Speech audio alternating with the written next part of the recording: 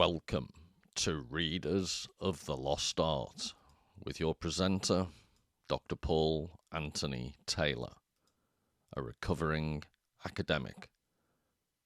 And the title of today's talk is Xenia in Chris Nolan's Odyssey, Cutting Homer Down to Size. The state of affairs, which indeed is equalled nowhere else in the world, can properly be called mass culture. Its promoters are neither the masses nor their entertainers, but are those who try to entertain the masses with what once was an authentic object of culture, or to persuade them that Hamlet can be as entertaining as My Fair Lady, and educational as well. The danger of mass education is precisely that it may become very entertaining indeed. There are many great authors of the past who have survived centuries of oblivion and neglect, but it is still an open question whether they will be able to survive an entertaining version of what they have to say. Hannah Arendt.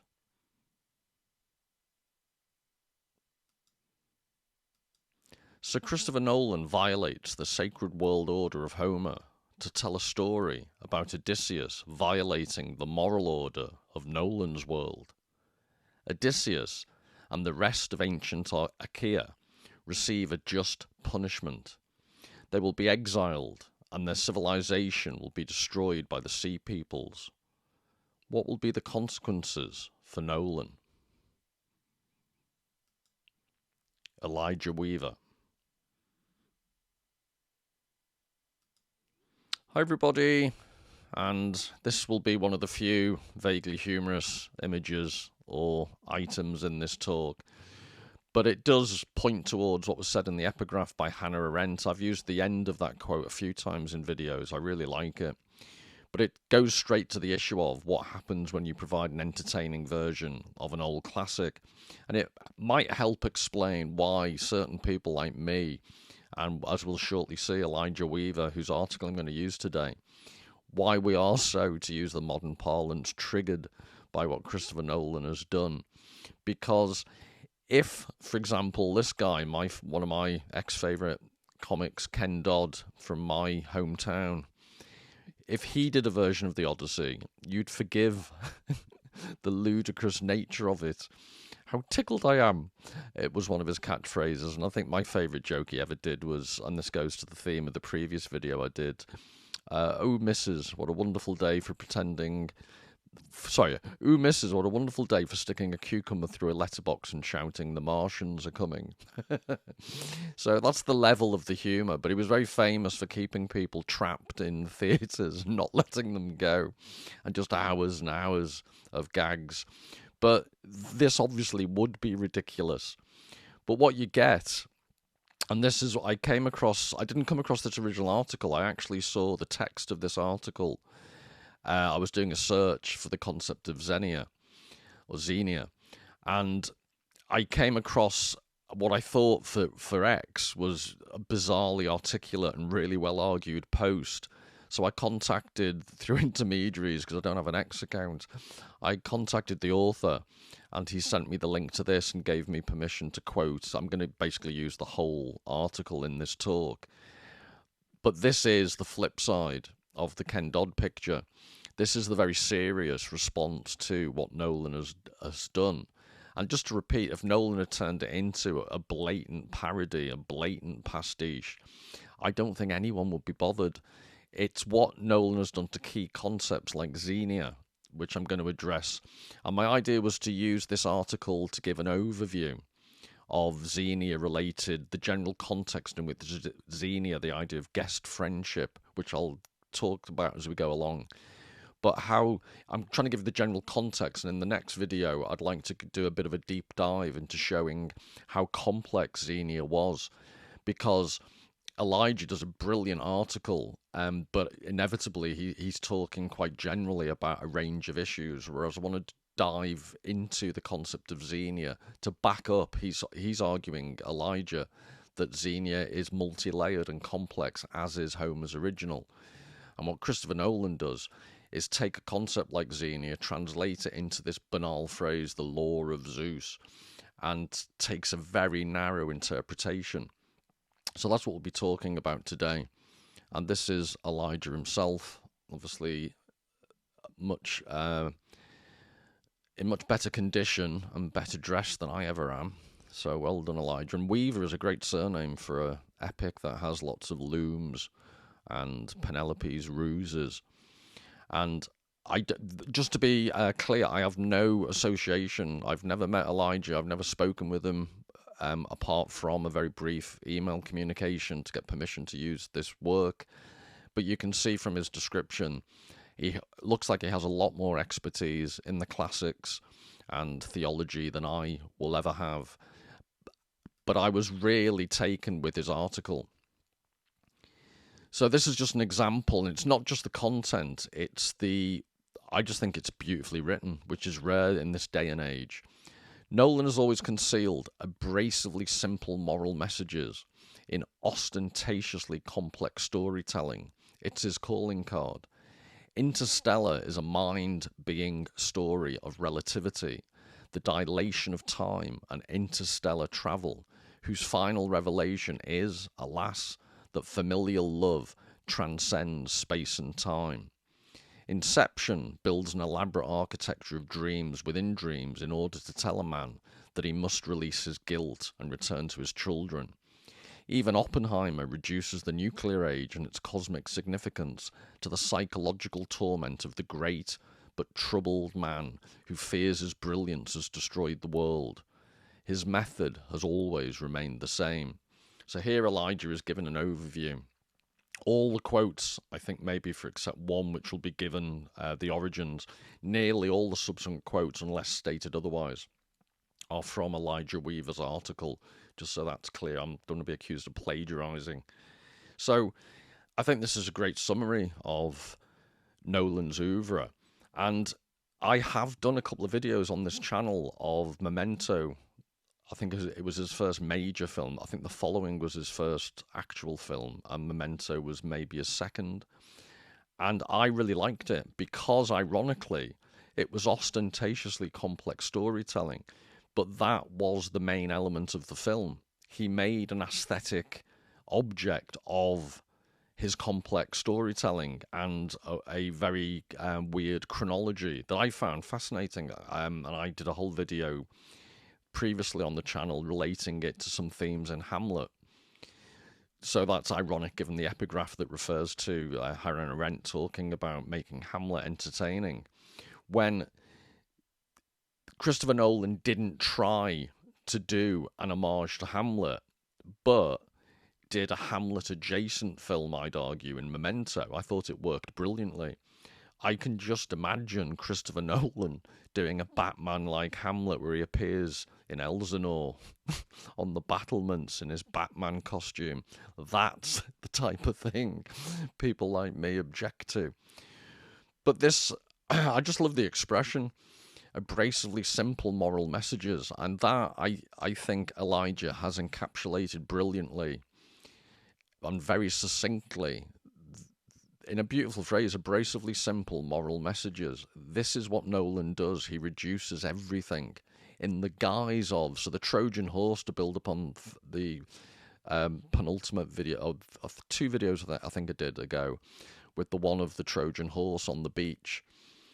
He uses Trojan horses, but in this case, I think Elijah has identified it perfectly. The storytelling is complex, the images are beautifully shot, but actually the moral messages are incredibly simple and dumbed down. I think it's a much better phrase that Elijah uses, abrasively simple. And just to repeat, I have no previous contact with Elijah, so if this rest of this video sounds like a fanboy tribute, I just think it's a really good article, and you can obviously tell me in the comments if I'm completely bonkers, and hopefully Elijah's family will defend me. Oh, and this idea of, where are we? Familial love transcends space and time is a theme in Nolan. It reminds me of the hokey Hollywood ending to, is it War of the Worlds with Tom Cruise? He's divorced from his wife, but at the end of it, him and the children, the wife, all get reunited at the end. It's what, for want of a better term, it's Hollywood hokiness. it only feels offensive. So this is the issue of the old guard like me getting really annoyed by what Nolan's done. It only feels offensive when he applies it to millennia-old foundational story that has never had an easy or digestible moral. Homer's Odyssey detonated across the imaginative world 25 centuries ago, scattering its many wild meanings through everything that followed. Nolan has forced them back into a single atom, which is a nice play on Oppenheimer. Neat, simple, and insignificant. And that's what I found interesting, again, beautifully expressed. But the way in which people are doing mental gymnastics, casuistry of the highest order to try and find double bluffs and four-dimensional chess games that Nolan's supposedly playing with the themes. And I just find it really odd. I struggle to make sense of some of the arguments people are trying to find in defense of Nolan's cleverness. I do think they're abrasively simple moral messages. So, to give you an idea of, I mentioned hokey Hollywood values. And again, to be clear, I am a massive fan. I've spent quite a lot of time, probably broaching on 2 years. I've lived in the States over the years. I love American culture. I love America. But there is one thing as a Brit that I've never been able to deal with. It's the cloyingly positive aspects that we'll see in the quote I'm about to give you. So this was a puff piece that was done in the Los Angeles Times, and to give you an example, there's a daft. It's hypnotic. I love watching them. There's a British guy with a massive beard from Leeds, I think he is, and he has a channel on YouTube called Beard Meets Food, and he's basically a professional eater, which I'd love to be. I'm just a keen amateur, but he goes to all these places, and a lot of the time he spends in North America. And whenever there's a North American people sharing the restaurant or the bar with him, they're like unalloyedly behind him. And this is the good side of this cloyingly optimistic atmosphere in the North American countries. All the people in the bar are supporting him and whooping when he finishes. Whereas whenever he always appears in dingy British bars and pubs, and you get old locals like me saying, "You'll never do it." And then when he does it, they're, "Oh, you were lucky." There's just a completely different social attitude. But anyway, that's all by the by. So this is how he finishes the article, as he talks about how his film has both stayed true to its ancient source and speaks to us today. Well, that's the first fib. Nolan is simultaneously enthused and sure of himself in a selfless way. So now he's a mind reader and father confessor. It's easy to see why, when this filmmaker gets a golden ticket, the astonishing is only a heartbeat away. Pass me the sick bags, please.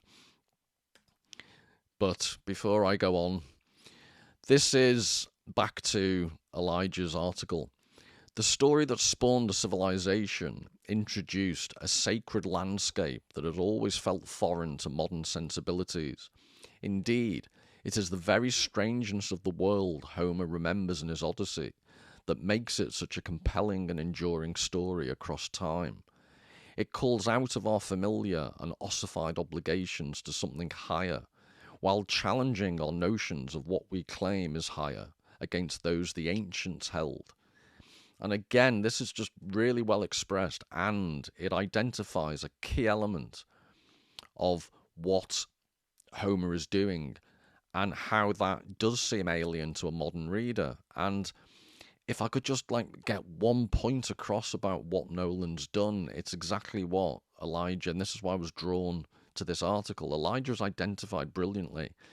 It's the very difference, it's the very alien nature of the Odyssey that is what makes it worth reading. And without wanting to jump ahead, it's interesting that I don't know much about Elijah's background whatsoever. I've previously said he mentions he's into Christian thought and I'm assuming Christian theology. And yet we'll see later on, Elijah is asking, and I think the name gives it away, Elijah, but Elijah's asking for more paganism, not less, in any representation of Homer.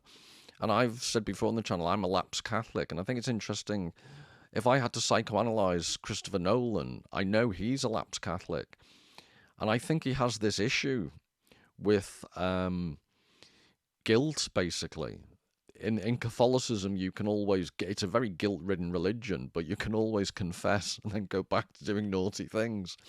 I think because Nolan doesn't have his God anymore, he struggles with the concept of guilt, and as we'll see shortly, this is a theme that he develops around Xenia, when actually I think it's as Elijah Weaver is saying here, and as we'll explore the concept of Xenia in future in much more depth, but Xenia as guest friendship and the reciprocity involved and the complex rituals and nuances, it's more than guilt.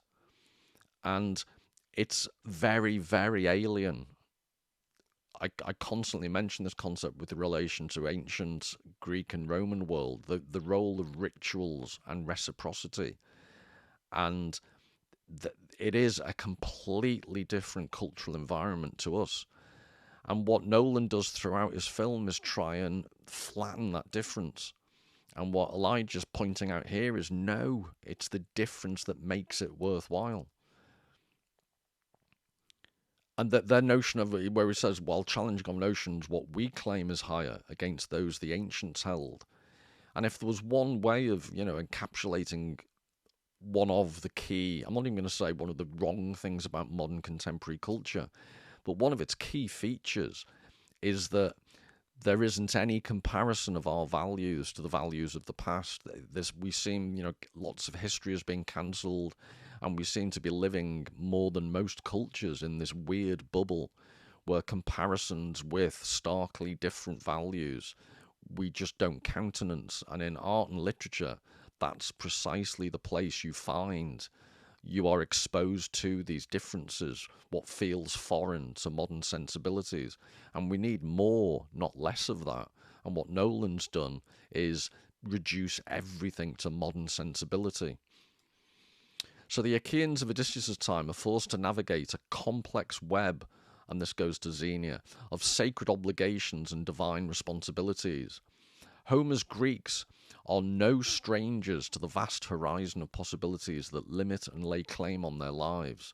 Their cultural landscape mirrored their geographical landscape, islands in an endless sea upon which they relied for everything, and which created limits to their action. So this complex web, an endless sea, I would think it's almost like a sense of the transcendent and the void. So the endless sea is like the void. And it always amuses me.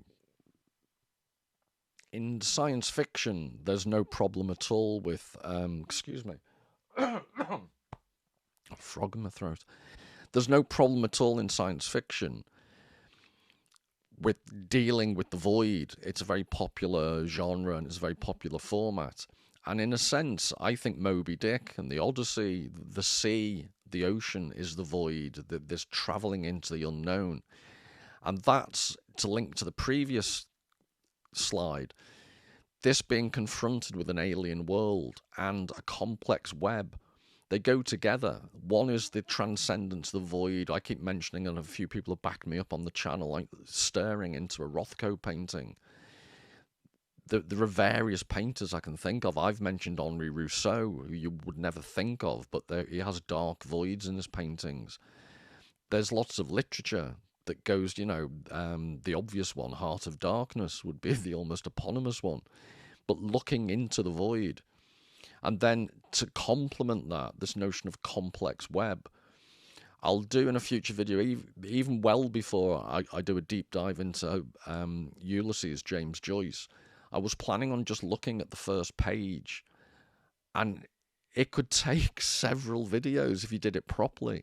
And I want to do that just to give a sense of how complex good literature is, how interrelated, how it represents this complex web of associations, and then compare and contrast that with what Elijah said in a previous slide about the simplicity, the reducing everything to a single atom that is the signature of Christopher Nolan. In both the Odyssey and Iliad, we discover 5 structures of obligation, identity, and heroic action. Hospitality, Xenia, is the reciprocal obligation between host and guest. The host provides food and shelter for the stranger before inquiring into his intentions. The stranger is expected to receive the hospitality freely. So if I'm not mistaken, and again I want to emphasise I'm not a classical scholar by any means, it's the beginning of the Odyssey when Mentes arrives, the goddess Athena disguised as the old man. The point is he's welcomed with great hospitality by Telemachus, which is a sign that Telemachus is of noble blood and of good character. And he's bathed and looked after, and then he's presented with food, and all this happens before any questions are asked of him. And the practical element of that is that if someone had arrived and required hospitality, you don't want to be put in a position where you find something negative out about them, like, they've offended your family in the past. The idea is that you make a show of hospitality before you find out what they want and who they are. And that avoids tension right from the get-go. The household, oikos, was a place of hierarchical order and obligation. Every member had their place, and each place had embedded in it longitudinal and latitudinal obligations. So this is this reciprocity thing. While men in the Iliad rarely act according to reason, man is becoming self-conscious of his capacity for wisdom, cunning, and intelligence, metis, by the time of the Odyssey. In a word, he is awakening to his reason and how he can use it to order, manipulate, and strategize. And this is one of the truly fascinating elements of the Odyssey. The Iliad is very much about honor and kleos, which we'll get to in a second. The idea of glory, your renown after your death. And it's really obvious in the Odyssey that Homer is pointing out the futility.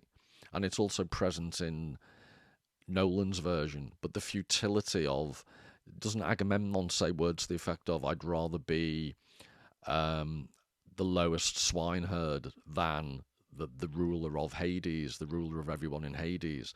It's, renown isn't much use if you're not alive, is the very, very basic point. So there's an evolution within Homer himself between the Iliad, which is all about traditional warrior society, and then there's much more cunning. That's the value. Metis is the value that the gods admire and recognize. And it's the single, yes, I was going to say it's the single feature of Odysseus, the one really outstanding feature. Yes, he is a very brave warrior, but also, before the legend was, before he ever had to go off and fight, he was a draft dodger. He tried to avoid fighting. And the legend was he put little, that was it, he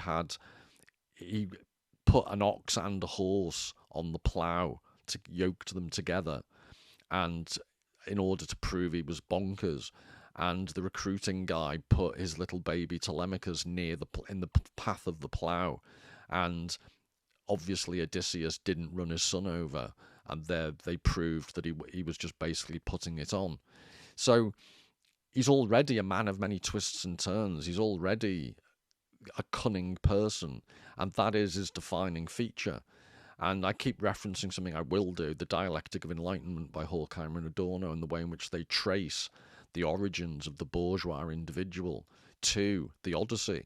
So there is this change in the culture where you're moving away, that the warrior ethos is evolving, but still you're at the cusp of this change. It's describing the tension between the old warrior society and a newly emerging individuality.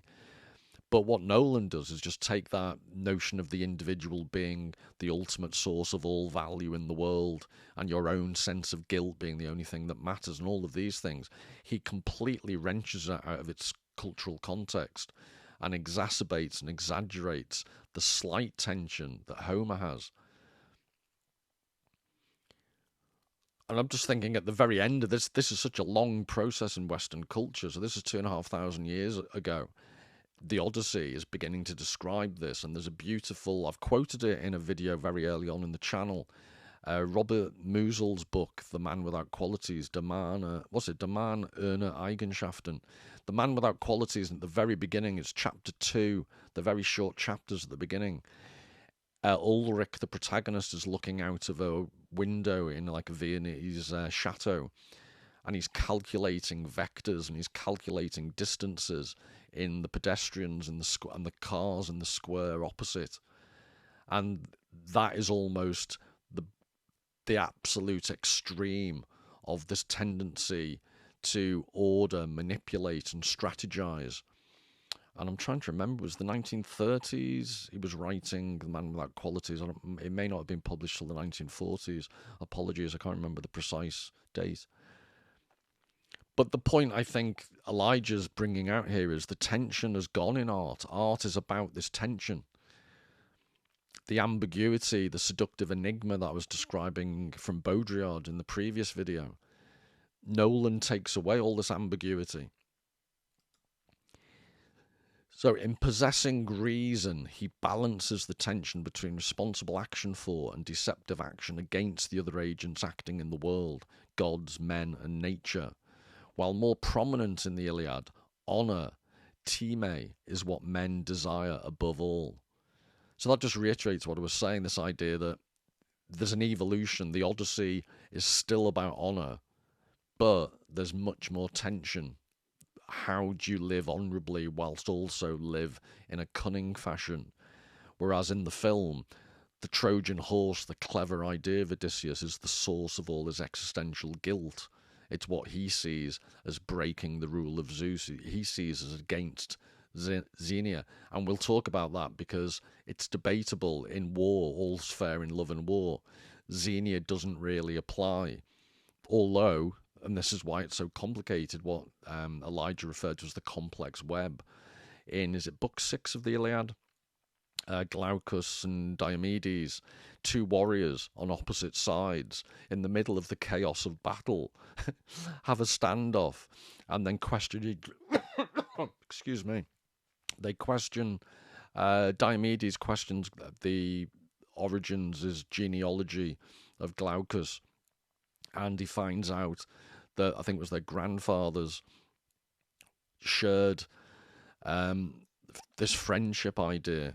Xenia, they shared it so that they were affiliated together, and they basically come to the conclusion, you can kill everyone else, we can both kill everyone else on either side, but we two should be friends. And then there's the vaguely humorous thing where they exchange, because it's all about gift giving, they exchange armor as a sign of this reciprocity. And I think it's Glaucus's armor is bronze. No, Glaucus's armor is gold and Diomedes is bronze. I think I've got that right. It might be the other way around. So I think it's described by Homer in the Iliad as Zeus took control of his mind. In other words, Glaucus did something very stupid by being on the receiving end of the the bad end of the bargain by giving away. So I've got myself in a twist about that. I can't remember that it was Glaucus must have had the gold armor, and he gives it and receives bronze armor. I think that's the way it works. And I think there's almost like an exchange rate of 10-1 or 9-1 or something. So it's described by Homer as he was obviously momentarily, Zeus addled his mind and took away his reason, which is also an interesting thing in classical times. You had this,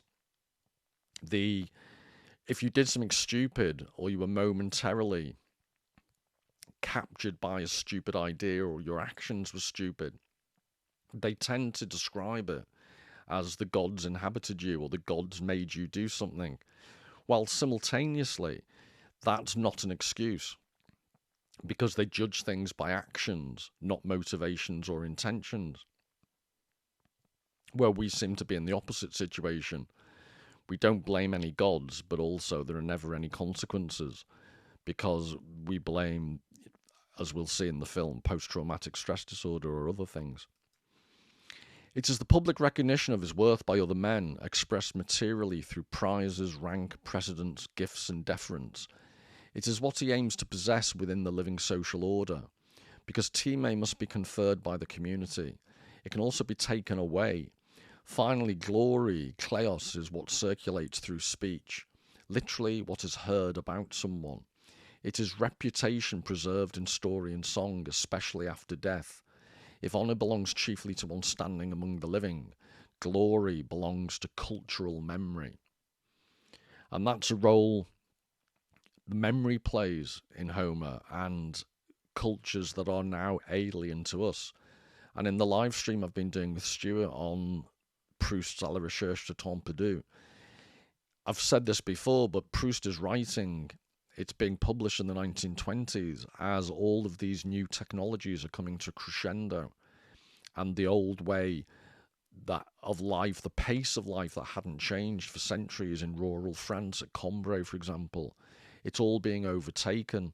And I've shown the painting from Henri Rousseau of the telegraph poles as they've encroached on this small village stroke town and the darkness of the sky behind. And it's a very oppressive painting that almost encapsulates how these new technologies have taken over. But glory belongs to cultural memory, which begs the question, what happens in a culture that no longer has any memory? And I'd argue that's what we've got. And what Nolan's done to Homer's Odyssey is, to some extent, as we'll see as we carry on, it's an extinguishing of cultural memory. When you take away the central message and the complex web of references and the ambiguous meanings of the original, and you replace it, as Elijah suggested, with a simplified, dumbed-down version that is entertaining, but it's almost a form of cultural vandalism. This is no simple world, i.e. Homer's world, especially to modern eyes and ears. The world of Homer should feel disorienting and contradictory. In a world of monsters, hidden islands, and gods that appear in disguise, we ought to pause and give more credence to the foreign cultural landscape tied up within it. Again, he's re-emphasising just such an important point.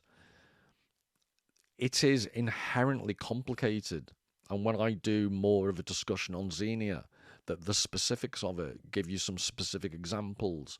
I'll give you the segment from Book 6 of the Iliad with Glaucus and Diomedes, just to show you how complicated gift-giving is. The French writer, I think it was Marcel Mauss, which is a brilliant name, isn't it? M-A-U-S, but it's called Marcel Mauss, and he did a study of gift-giving in primitive societies and how it's all about maintaining your face, your status, and you give back gifts of a higher value, and then it becomes brinkmanship, and it's very complex. These aren't simple things. And again, it's disorientating and contradictory to modern eyes. And that's why we need to read it, not in order to reduce everything to modern sensibility. So, when Nolan gets hold of the Odyssey, he wipes the slate clean. Rather than offering a window into another world from which we might learn and be challenged, he imposes his world onto Homer's, thereby erasing what makes the Odyssey so enduring and convicting in the first place, which I think very succinctly is summarise what I was clumsily trying to say just now. Besides Xenia, all of the values of Homer's world are dependent on hierarchy. Obliging them requires the elevation of oneself or some to the exclusion or diminishment of others. In today's liberal, egalitarian climate, it is only Xenia that belongs, and a neutered form at that. So this idea of neutering, which goes to the thumbnail I chose, the idea that the Matt Damon portrayal of Odysseus is neutered, a bit of a eunuch figure. To make the movie he wants to make, Nolan is forced to borrow extensively from the Aeneid, where the story of the Trojan horse is told in full. It's only briefly mentioned in the Odyssey.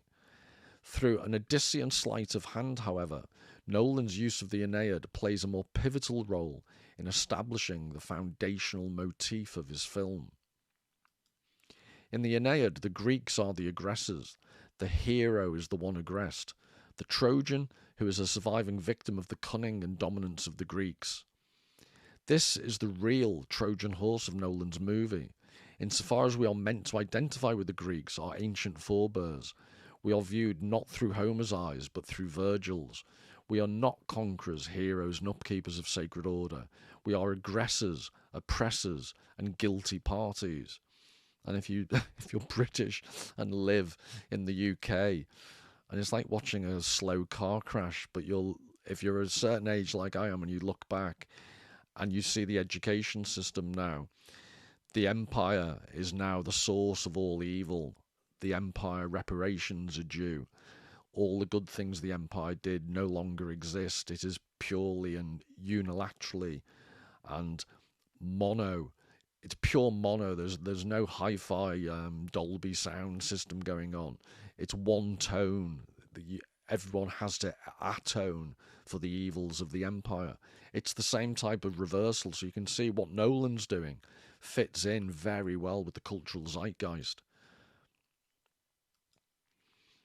Homer's Odysseus is a many-wild, cunning man who holds his many sacred responsibilities and heroic possibilities together against the raging sea of life. Virgil's Odysseus, further metastasized through Nolan's Christian lens, is a simple man wrestling with and succumbing to the guilt of his original transgression. I had an interesting discussion with someone in the comments who came out with a great phrase. What did he talked about human beings having to battle through the crucible of life, because initially he was arguing with me saying, aren't there examples in Homer where people seem to be suffering from PTSD? And my argument back was, no, men, cry hysterically all the time. They're very emotional, but they're not navel gazers. They then go out and kill another load of people. And I made the jocular reference, I've cried like an 8-year-old girl when Liverpool have lost a game of football. But it doesn't mean I'm suffering from PTSD. And this goes to the Thomas Sars material I've been looking at. The idea that everything has to be reduced to mental illness or a syndrome. How about, as this subscriber was saying, he then recognised maybe the way to think of it is that people are stuck in the crucible of life, battling away, and it's upsetting and it's traumatizing. But this is Thomas Sars's argument. Guess what? Life's he used to say in this really thick American Hungarian accent, life is no picnic. And I totally agree with that. That's my bias. In Nolan's film, we are no longer dealing with a hero pursuing restoration of the sacred order, cosmic, political, and household. We are watching a guilty man willingly drag himself through mud until he has paid his debts, and as we will see, that is still not enough. This is what we're saying about, I think, Nolan's Catholicism, that he's divorced himself from, but it's still haunting him. In Catholicism, there's the Latin phrase, mea culpa, mea maxima culpa, my fault, my huge fault. The fault is all on the guilty person, but as I said earlier, you then receive absolution. You seek expiation of your sins. You confess. And then you move on and do all the things you did previously and then confess those as well. So the Catholic confessional is very much ahead of its time, a Freudian encounter where you get everything off your chest. But the advantage of the Catholic version is you've also got this link to the transcendent. You've got hugely complex web, as Elijah would say in reference to Homer, of symbols, of transcendental meaning, whereas the Freudian secular version of that is much less rich in putting you in touch with the void that was described earlier. So today's generation, they've lost their gods and only therapy remains, and that could almost be the tagline of the film that Nolan's produced. In Homer's Odyssey, the story starts in media res, in other words, in the middle of things. And we learn that Odysseus has offended Poseidon, the god of nature. Coming upon the island of the Cyclops, Odysseus and his men encounter Polyphemus, who has long since absconded from Zeus's Law of Xenia. The complexity of conflicting obligations and expectations in this encounter provides for an ambiguous and nuanced read. What obligations extend to the guest when the law of Xenia is violated by the host. There is no easy answer, and Homer doesn't provide one for us. Odysseus uses his cunning to blind the Cyclops and escape. This alone, while messy, is not cause for Poseidon's anger. It's only when Odysseus boasts to Polyphemus about having him blinded that Odysseus clearly violates a sacred limit. Desiring Kleos, he taunts the son of Poseidon, symbolically extending human action beyond its bounds. Even the beast who resides outside of civilization has a place within the cosmic order. Odysseus is a man learning his limits, and he is punished by Poseidon for overextending himself, hence the divine obstruction of his journey. So I like this idea about, I've emboldened this statement by Elijah. Odysseus is a man learning his limits. So yes, he's full of hubris, but he pays for his hubris. There are consequences. The whole Odyssey, the journey he has to make, is a journey back to Ithaca, which can also be interpreted Ithaca as almost finding yourself, finding your roots, finding your inner self. So Ithaca is literal and metaphorical, a place and an interior space.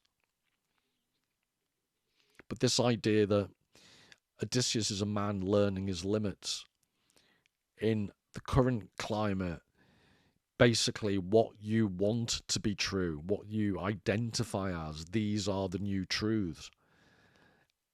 This applies from, the complex culture war going on about trans issues, but also geopolitics, people who have incredibly strong views about geopolitical situations that when you scratch the surface, know nothing about them. But they've picked up on current trends and gone with those. So this notion of a man learning his limits, it's a key element of the Odyssey, but it's one lacking in our culture. And this is, to repeat, both a view I've always held and Elijah made clear, a few slides ago. This idea that this is an alien culture to us. But we lose our ability to self-reflect upon our own culture when we don't expose ourselves to alien cultures. And this is what Homer offers us, and Nolan has turned down and turned into touchy-feely, PTSD, ooh, woe is me, war is bad, I'm off, I'm leaving Ithaca, which is the exact opposite. The whole point was to get back to Ithaca. But no, Hollywood ending, me and the missus, we're rushing off into the sunset. Good luck, Telemachus, bye. That is not Homer. While Nolan reshapes Odysseus' wanderings as subconscious refusal to return home due to psychological guilt for tricking the Trojans, Homer expresses a much deeper truth about what it means to be human in a world of various obligations. Man has limits to his action, and violating those limits has consequences, the source of which need not always be easily defined. Ironically, Nolan creates a world in his own contemporary vision, void of the cosmic order, of competing obligations. Nolan's Odysseus is a post-Augustinian man who has turned inward, collapsing the external hierarchical and divine order into an architecture of the self, where man's only responsibility is liberation from guilt. His punishment is not from God or nature, it is from himself, from the nagging voice. It's like a Lacanian superego. Within that, indicts him for injustice and pain he might have caused to another person. This is not a bad motif, but it is a conspicuously modern one that throws Homer's complex world of hierarchical obligation to the wind in favour of a secularised and digestible therapeutic Christianity. As far as honouring the sacred landscape of Homer's story, Nolan has egregiously overstepped. And that was my point earlier about the therapeutic culture. And I've said before I'd like to explore Philip Reif's work on the rise of therapeutic culture post-Freud. And that's what we're left with. So you can be an agnostic or an atheist, but I think it's hard not to recognise that as society has lost any sense of the transcendent, it creates problems. And at the end of Homer's Odyssey, Everything is back in order. The gods intervene and stop the families of the suitors, keeping the vendetta going and attacking Odysseus. He's told he has to go off to the furthest part of the world where no one's ever heard of Poseidon, where the oar that he's told to carry over his shoulder gets mistaken for a winnowing stick. That's how far he has to go. And once he's made his sacrifice, he can then live in Ithaca, and he will die of a good old age in peace and quiet. That, like was talking about Catholicism, Homer's a pagan. He's writing in a pagan world, but he's providing the structure to belief in the gods with a small g. And that means you don't spend all your time beating yourself up on a personal, narcissistic almost, completely self-obsessed, guilt-ridden trip. Which is ironic, people call it a guilt trip, don't they? And Nolan's turned the Odyssey, which is a trip of many twists and turns, into a massively simplified guilt trip. And that's what modern society does. It puts all the guilt and it takes away all the structure of previous belief systems like paganism, like Christianity. And Nolan creates this ersatz, treat other people as you'd like to be treated, the Kantian categorical imperative, however you want to phrase it, do unto others as you do unto yourself. But that's only one small element of a complex web of beliefs. And by focusing on that and turning Xenia into the concept of the Law of Zeus and interpreting it in a very specific way, he's taking away all the supportive structure that other societies and religions afford people. And as I always say, guess what? Mental illness is off the charts. Everyone's got problems because you've taken these supportive structures away. Nolan elects to push the external trials Odysseus faces into the periphery to highlight instead how his trickery at Troy will have civilizational consequences. To not see the political undertones at which Nolan is hinting at this point would be obtuse. Well said, Elijah, I agree. One gets the idea in the book that Odysseus's men are expendable.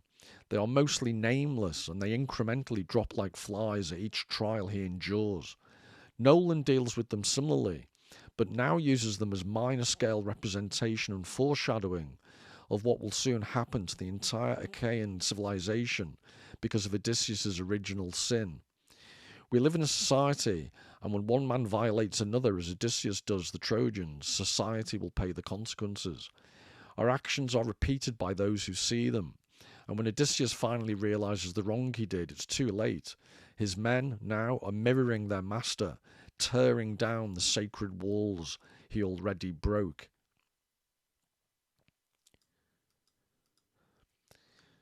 So he segues into this point. Some scholars have surmised that the Bronze Age civilization collapsed in 1150 BC from the invasion of the Sea Peoples.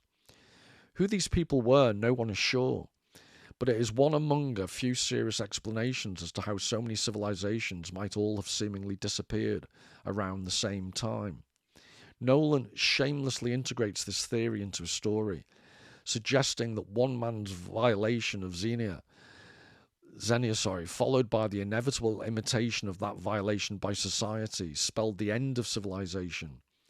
If you cannot follow the law of Xenia, civilization will not survive. What Nolan fails to consider is that the Trojan horse is an act of wartime deception, not clearly a counterfeit act of hospitality. To suggest that the Trojan horse violates the law of Xenia relies on an interpretation that, while fair, changes the trajectory and the meaning of the entire story. So this is what I'd like to pursue. I can't do it full justice here. But the extent to which to suggest that the Trojan horse violates the law of Xenia relies on an interpretation that, while fair, changes the trajectory and meaning of the entire story. It's this monofocus on one particular aspect And it's the amount of times that the phrase Law of Zeus is repeated during the film that I think Nolan's hanging an awful lot on this particular interpretation, as Elijah's pointing out here. For Homer, the consequence of Odysseus' violation of cosmic order is heroic restoration. Finally returning home, he recognises his limits as a human being and puts his house in order. This is no easy task. It requires severe bloodshed and struggle. In a word, homecoming is heroic, and it requires violent restoration without a neat resolve. At the end of Homer's Odyssey, more suitors are on their way before Athena steps in. So this would be the vendetta, unless the gods intervene. It ends on a cliffhanger, emphasising the never-ending struggle for balance and restoration in a world that demands so much from man. Not so much with Nolan's Odysseus, where homecoming is also the confession of guilt, but without the Catholic superstructure, and the self-imposed renunciation and exile that necessarily follows. Odysseus cannot ultimately be king because he is guilty. He must instead sail into anonymity and exile, while others, in this case his son, take the throne. Nolan brilliantly transformed a heroic story about the limits of human action in a complicated civilization and cosmic order of obligation into a parable of inherited guilt and permanent moral disqualification. It is a pessimistic story for a pessimistic and self-defeating people who inhabit a moral landscape of guilt-ridden offences to the other, which I think is a brilliant summary of the current cultural climate. Even the dialogue favouring a casual and wholly modern dialect instead of the heroic and elevated is a reflection of the milieu we now inhabit. It's a cynical world where even language might be offensive, insofar as it indicates hierarchical value and judgment. So this is, I think, a very strong accusation against Nolan. He's gone with an argument within the film that perfectly matches the current zeitgeist, the current cultural climate. And any artist who panders to existing cultural values that way, I think it doesn't have to be an aspect of art that you always have to challenge the status quo. But as was previously identified in other slides, the idea of tension, the idea of things rubbing up against each other in opposition and creating conflict and tension, these are all aspects of art, which in itself, most art is the content of the art rubbing up against the restrictions of the genre and the conventions of the genre and playing with those limits. Remember earlier on, Elijah said that Odysseus was learning his limits. So art and politics and all these things are about limits, tension, conflicts, and that is what Nolan flattens out, where it's in keeping, as I said, with the modern cultural climate of tolerance for everyone, except as everyone witnesses, it doesn't really play out like that. Tolerance for everyone becomes a cliche, and we start to live in incredibly intolerant times where difference and the genuine other of an alien Homer's cultural context gets expunged. And this is one of life's ironies at the moment, in the guise of privileging the other, valuing tolerance. It's only a very specific type of other and a very specific type of tolerance that is tolerated. Perhaps when all is said and done, it's not the movie we wanted, but the movie we deserve. So I did that in an epigraph. So honestly, I hadn't seen this article. Great minds think alike, fools seldom differ. We've both used that play on words. As a people who've discarded the transcendent order with hierarchical degrees of value and obligation for the inane and flattened world of egalitarian democracy, I think Elijah's more miserable than I am about the current state of the world, and that takes some doing, where offence is the greatest transgression, which is true. Everyone's offended permanently 24/7 now. It's no surprise we must justify our worldview by imposing it onto the stories that apparently built our civilization.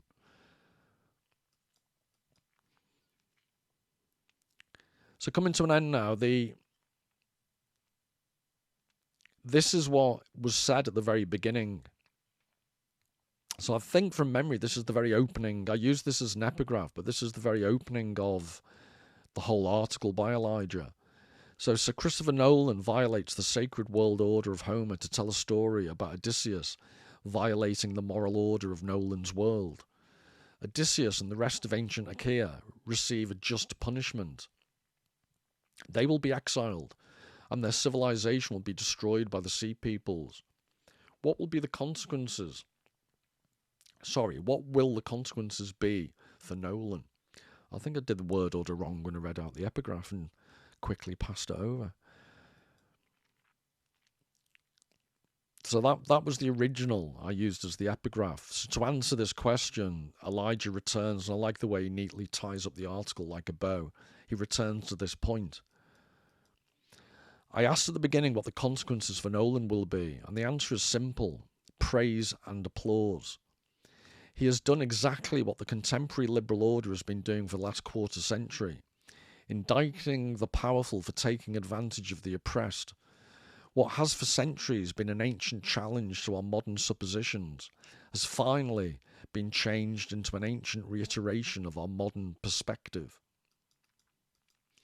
Nolan, after all, might not be so dissimilar from Odysseus, having overreached the limits of his creative license and violating what for millennia has been a check on our own limited modern assumptions.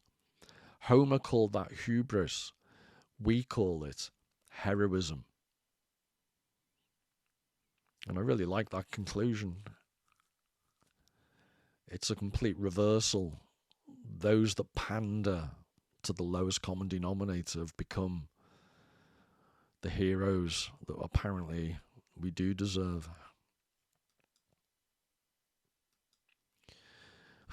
Shocked myself then. Tickled I am. So in lots of ways, I think Elijah's done a brilliant job at showing, as I said at the very beginning, it wouldn't be so bad if it was a comedy effort.